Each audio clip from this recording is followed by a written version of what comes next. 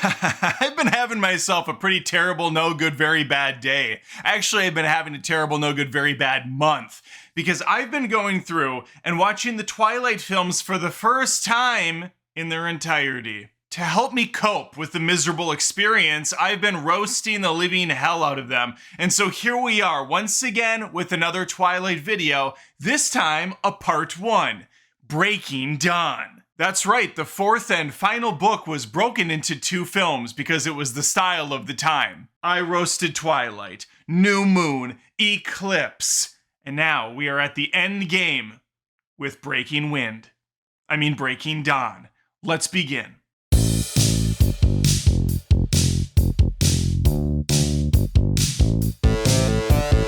Before I ram a stake once more into this franchise, if you wouldn't mind doing me the service of hitting that subscribe, I would appreciate it. Notification bell, hit that wherever it's at too. That way more of me shows up in your feed. And there is a roast playlist that has a lot more than Twilight to offer. We got Cats in the mix, there's a Ninja Turtles films, a whole bunch of good stuff. So check that out as well. All right, we start, as we always do, in the rain. There are several storms on display right now as Jake storms out of his house. Shirt already removed. These movies know their audience and they know exactly what they're clamoring for. He chucks down something, I'm not sure what it is. Camera zooms in. Oh my God. It's a wedding invitation for Bella and Edward. Bellward. Or Edla. Whatever their celebrity names are. I hate them all. Speaking of our princess, Bella is absolutely glowing. She's trying on wedding shoes for the big day. Quick observation, short, of course, for observation, Fast Pitch has a new hairdo. I hate it. Holy shit, the Dreamcatcher makes a return appearance? And for the first time, it looks like it's working, because it just caught itself one of the dreamiest vampires known to man. Pasty-ass white boy Edward Cullen in his 153 years of age, or however old he is now. I've been waiting a century to marry you, Miss Swan. We're gonna get a flashback of Edward Cullen quick. This is the new thing they started doing since the last film. The director thought, holy crap, I can tell a lot more story if I do flashbacks. Let's just do flashbacks all the time. And I guess we're gonna continue that trend with this one. Edward Cullen, when he was turned, had bloodthirsty cravings, but he was such a good person that he managed to do like a Dexter thing, but as a vampire. He would only kill bad guys. He tells this to his fiancée, not to scare her, but to warn her. It's a cautionary tale of what could happen to her when the lust, when the desire for blood becomes so strong, so palpable. B-Money goes to bed while we get a bizarre, awkward shot of her shitty painting she did, I hope, in 3rd grade and not last week. It's lit up really well. Why are you showing me this movie? Is it symbolism because Jake is the other man in her life and he's a werewolf, often referred to as a dog or a mutt, something to degrade him? Is that to remind us of Jacob and maybe her in a sense? There's a lot of thought-provoking things in the Twilight films, so it wouldn't surprise me. This is really Citizen Kane level stuff here. The big day is here!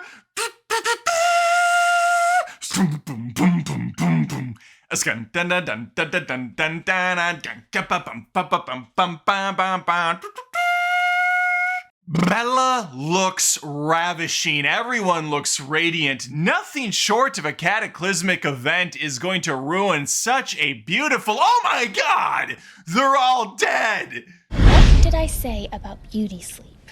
Sorry. Oh, it was just a dream. Bummer.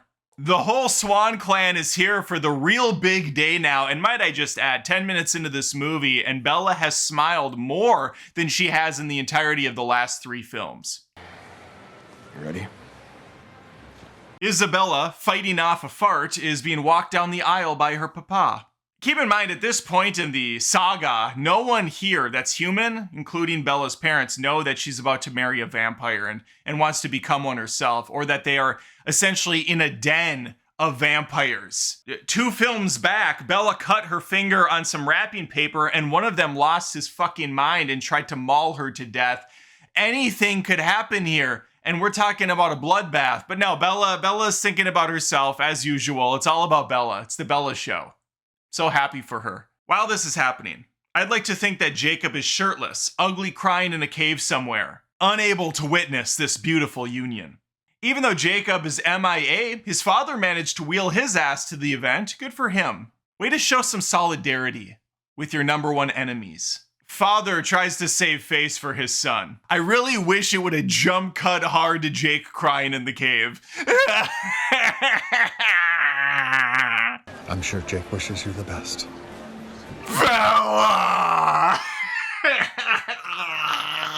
The lovely, bubbly, vivacious Anna Kendra is giving a very nice speech, reminding the audience that she would have been a far better pick for the main protagonist of the film. 20 agonizing minutes into this thing, and we are still at the wedding. I mean, this really is the vampire equivalent of Godfather. Just top shelf stuff here. The best man didn't have time to get a tux. Jacob! Jacob's back, baby! He and Bella hug, slow dance, and talk for a solid 75 minutes, it felt like. The friends have a nice exchange of words until Jacob finds out that she plans on consummating the marriage on her honeymoon. This cannot be allowed to happen. Edward is so strong, so full of lust for Bella, that any sort of penetration, short for penetration, will kill her. It'll rip her apart. What an amazing plot point. I can't wait to see how this unfolds. Swan drives off with the hubby as we can hear Jake cry howling in the distance.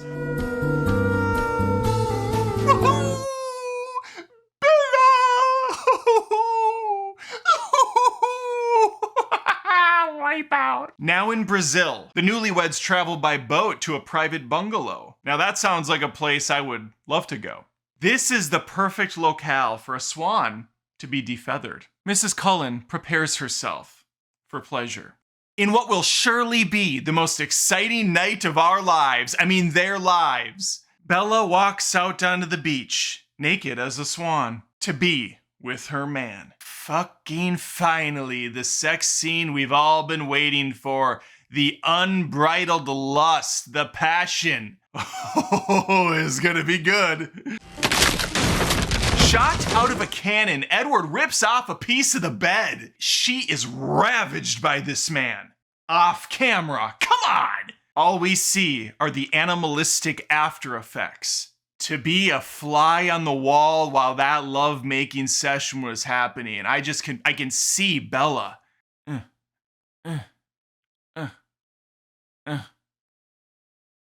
I went. It was amazing. Dear diary, I went. It was amazing. Jacob. It's not over. We do get a beautiful montage of our lovers going at it, really just banging it out for a few days, maybe weeks, possibly months, years. It's hard to know. I would really like to think while this is happening, Jacob is off in a cave somewhere shirtless, ugly crying to the moon. Oh goodness gracious, heavens to Betsy, Bella is being hurt during their lovemaking. Edward is leaving bruises on her beautiful porcelain skin. Why can't you see how perfectly happy I am? She's into it, but he is not fine with the outcome here. And what's really insulting is Bella thinks it's about her, but Edward has to look at it.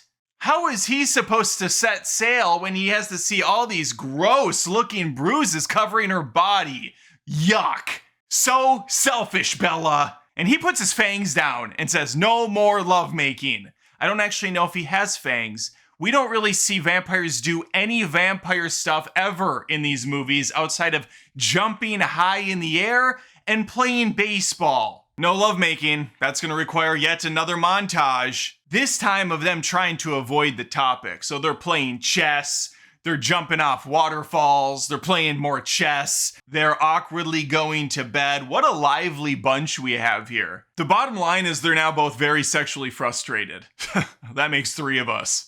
After she begs and pleads this guy for another go around, he finally commits. Meanwhile, Werewolf Sam, bad name, is scolding Jacob because all he does is sulk about his Bella. And the treaty says... I say, Jacob, I say. Edward needs to replenish his electrolytes, so Bella takes the opportunity to carb up herself for what will surely be another month of massively awesome lovemaking. Very hot. Very gross! She's puking! She must have had some bad chicken. Or just realized she's sleeping with Edward Cullen. Pump the brakes, it's neither of those things. Our Swan is pregnant! Bella Swan's gonna have a duckling! Whoa. Yay! Almost 1 grueling hour in, and I think we're finally getting to the plot of this movie. Bella has been impregnated by a dead person. How is this even possible? Okay, either that drumstick wasn't fully cooked, or Bella has a bun in that oven. Bella's mouth is more agape than usual, so you know this is serious business. The cleaning staff shows up. Good luck with the bedroom. The woman, incredibly knowledgeable about vampire lore, which is very convenient timing because she can confirm that there is in fact a little shithead growing inside of Bella. It's going to take everything. The blood, break the bones, until there is nothing left of this poor swan. Bella's dad, Charlie, informs Jacob, for some reason, that she's not feeling well, and they have decided to extend the honeymoon. Jake is furious. He hates the Cullens. He's just looking for an excuse to kill that piece of crap Edward, so he hightails it over to the Cullen house. He's gonna have a very fast conversation with Edward's fake father because we have some really sketchy editing going on here. Listen, just give it to me straight. Jake, is that you? And that's a shame to cut Jacob short like that. I am sure Taylor Lautner gave a hell of a performance there. Bella looks like complete shit. Either she's been doubling up on her Ozempic dose, or that baby is in fact killing her. Honestly stunned Jacob didn't pop the tea as soon as he saw her. That seems to be his cure for everything. A bunch of the Cullens debate on whether or not they should remove the fetus. Unfortunately, vampire abortions are illegal in all 50 states. I'm joking, but they are going to keep the baby. Jake tries to convince her to get that bloodsucker out of here, but she believes it is a miracle. I mean, how could you not feel like it's a miracle when you get impregnated by a dead guy who feasts on the blood of others? If that's not a miracle, I don't know what is. Jacob throws another tantrum and runs out into the woods. Wolfpack, assemble. What I've done, and cross this new divide. Are those the same song? Let's keep going. We have some real Disney shit going on now. The were-dogs argue, but Jake will not back down to Sam. He heads out Han Solo to protect Bella. She must be protected at all costs. Because that's right, we have another story revolving around our swan in danger. The wolf pack does not want her to become a vampire, and they certainly don't want some Frankenstein-ass monster baby coming out. But Jacob knows. Bella must be protected! She's perfect! Jacob and a few other werewolf deserters team up with the vampires. This is serious shit. Nothing like this has ever happened, except for in the last movie when they teamed up. And pretty much every movie where they have to protect Bella. Let's protect her swan. So far, this is the worst Twilight yet. And I know I say it every time. So imagine my surprise when it continues to ring true. Little baby Damien is breaking Bella's bones. Keep in mind, this bitch was supposed to turn into a vampire 2 movies back. And they kept kicking the fangs down the road. Now look where we're at. It's breaking her bones now. A half-dead swan who barely has enough energy to hold her mouth open. The dipshit vampires realize, in their infinite wisdom, that the baby needs blood. What a concept! The Cullens clearly not playing with a full deck of cards. In fact, they didn't even think of it. Jacob did in his head. Edward read his thoughts. Good news is Bella's already hooked up to an IV. Fastest way to get blood in her system, through the veins. So all they have to do is pop off the water bag, replace it with the blood sac. Easy peasy, lemon squeezy, bingo, bango, bongo, penis. We're in business. But no, they're not going to do that. Instead, they're going to just make her straight up drink blood. What? Yep. I sure can't wait to be a vampire. Bella calls her dad. She tells him the news in a matter of speaking. She's doing okay, but they're gonna have to go to a special clinic in Switzerland to run more tests. But everything's fine, Dad. Everything's good. Don't worry, Dad. He naturally worries. And so Bella, being the great daughter that she is, hangs up. I love you. Bella. She's a treasure. We must protect her at all costs. Jake! They're coming! I know. Jacob confronts his pack. One of them right out of the gates angrily spits to show what an alpha male he is. And we finally get our first action scene 1.5 hours, a full 90 minutes into this movie. Something happens. And I have to tell you, it was 15 seconds well spent. We see some giant dogs running around in the woods, and that's about it. This provides cover for the Cullens to get out of there, go get some blood for themselves because they're malnourished due to always protecting Bella, not having time, and bringing some back for her. Because we gotta feed that little bundle of joy that's killing her. Oh, special shout out to the audio mix in this film.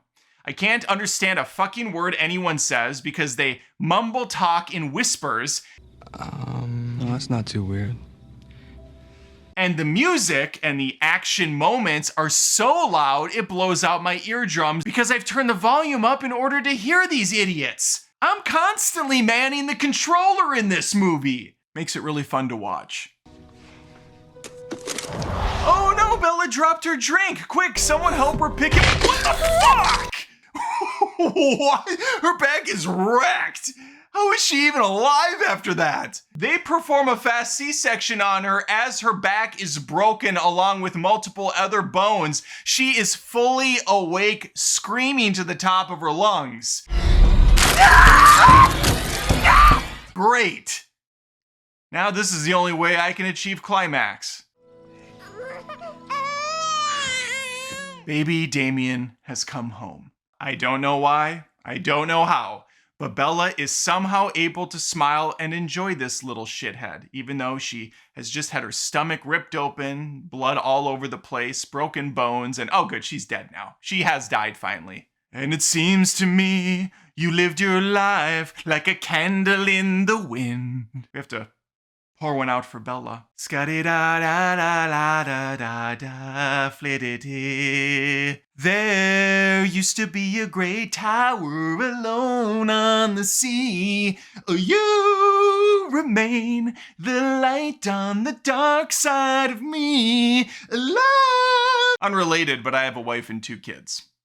Let's press on. Thinking about as slow as humanly possible, Edward injects her with his venom. And no, that is not a euphemism. Jacob, for the 18th time in this film, storms off. Probably going to a cave, shirtless, where he will ugly cry himself to sleep. Oh, never mind, he's just gonna do it right in front of the Cullen household. How embarrassing. The rest of the pack leaves upon hearing the news that Bella has died, and probably also not to be associated with the crying heap that's in front of them. Edward finally vamps the fuck up and bites Bella. And he makes a meal out of this, going head to toe. Jacob returns to the home to kill the baby abomination, but stops in his tracks when he locks eyes with this CGI baby. They couldn't get a real baby on set. It does. No, this looks great. This looks really good. He sees a beautiful vision of the future where he is running alongside her. Oh, it's a girl, and apparently Jacob's future girlfriend.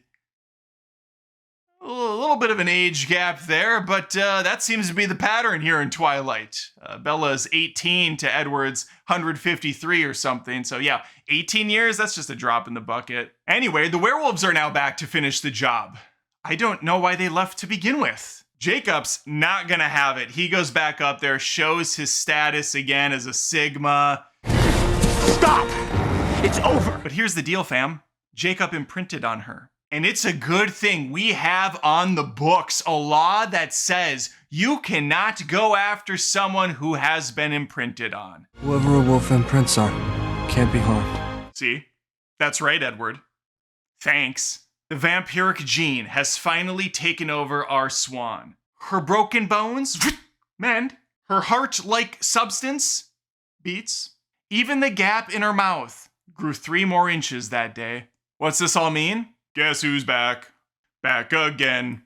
Bella's back. Tell your friends. Bella's back. Bella's back. Bella's back. Bella's back. Da-na-na. A flood of memories come crashing down on her. She remembers the Dreamcatcher gift, the doggy keychain gift, the heart charm gift. She got a lot of gifts. The camera slowly floats around to the front of her face as we lock eyes, and skadoosh! She has a hell of a case of pink eye.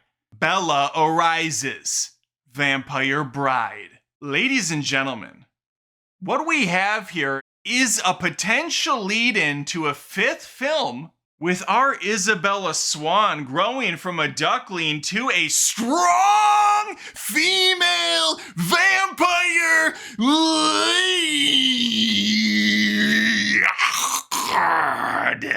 And for a YA book to screen adaptation, it's about time. Well, that's Twilight, Breaking Bad Part 1. What an absolute piece of shit. 2 hours felt like 20 hours. How did these movies do so well at the box office is beyond comprehension, but we have one more left, and the pain and misery will be behind me. The only good news, the only reason I even decided to do these roasts when I did, is because Vicky over at patreon.com/AdamDoesMovies messaged me and she said, "Sir," she came to me with tears in her eyes as they often do, "Sir, please roast the Twilight films. Here's money." She threw money at me like a common whore. And I gladly scooped it up and put it in my shirt. And I said, yes, I will do them. For you. And only for you, Vicky. And anyone else that reaches out to me and says, hey, here's $100, beat the crap out of this film. But anyway, thank you for watching. We have Breaking Dawn Part 2 coming around the corner, probably next week. I mean, I can wait. I can absolutely wait. But I also want to get it over with and out of my system forever. Thank you for watching the video. Make sure to like, subscribe, share it around, do your thing, and hopefully I see you next time. Jacob. Thanks again for watching the video. If you wouldn't mind, I would appreciate it if you checked out patreon.com/AdamDoesMovies. That's where fans of my channel go to help support it. There are different tiers with different offerings, exclusives every month. We got multiple movie reviews. There's a vlog monthly. And even if you don't want to plop down $1 a month, you can just sign up for Patreon for free and become a member at no charge. Appreciate your time. Thanks.